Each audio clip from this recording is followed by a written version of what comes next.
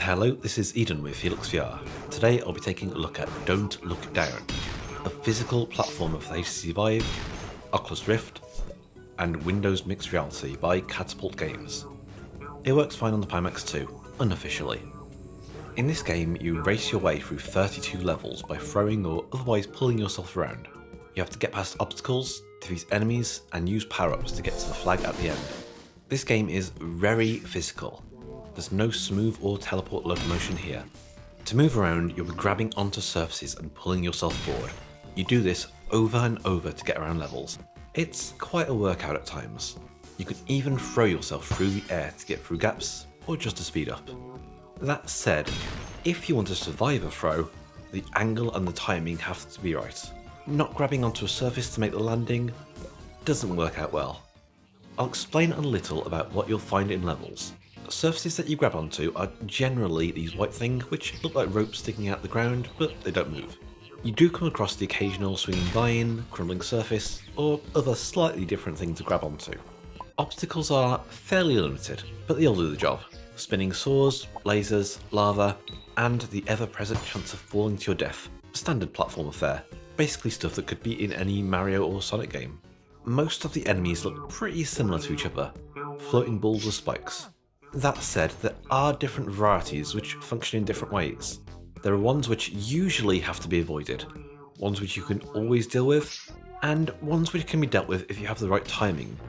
Most enemies you'll deal with by grabbing and smashing them into each other, a wall, or just throwing them out of your way. You can usually just avoid them too. There are power-ups to collect in most levels. The armour lets you take a hit without dying, otherwise it's one-hit death. The jetpack either brings you back up when you fall, or it lets you fly under your own control briefly. The flame launcher lets you shoot fireballs, and it's refilled by smashing enemies by hand. Generally, the gameplay is quite fun and the level design is a big part of it. Each level is quite short, but they're all fairly different from each other, despite using a fairly small amount of enemies and obstacles. Most people could probably pass the first levels within a few minutes and then cut it down to less than a minute after some practice. As you progress, it does get more and more difficult. Harder jumps, enemies placed in more awkward places, better timing required, and the like. As well as the normal aspects of gameplay, there are some extras too.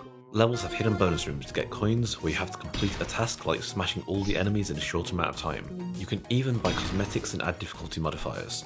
There are leaderboards too, so you can compete on time to complete the levels. Onto graphics. They're functional, but pretty basic. It'd be nice to see some improvements here, but it's not really necessary. Graphical performance wasn't an issue. The audio is fine, it doesn't really stand out either way. Unfortunately, there were a few issues with the game. Even minor movements seemed to trigger the hold pause to recenter message. It did get annoying at times. Holding it didn't always seem to recenter either, particularly in menus where I occasionally find myself to the left, to the right, or even far above menus which were embedded in the floor.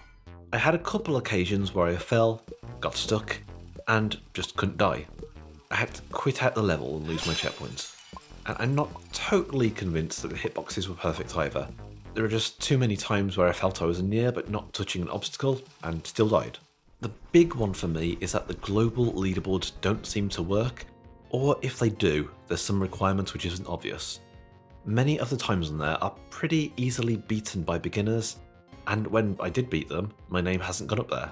Someone else mentioned this too, so it looks like I'm not the only one. There were some other minor bits and pieces, but those were the ones which stood out. The game costs approximately $25, 21 euros or £20. I feel like this is too high.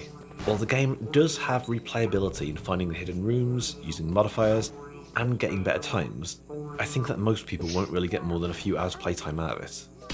Don't Look Down is definitely a fun game. The level design and amount of levels is good, but the low production values and the issues I mentioned bring it down. They've done a very good job with movements, and generally the core gameplay is well done. Overall, I think that they just need to fix a few issues and lower the price to compete with similar games such as Climby or To The Top.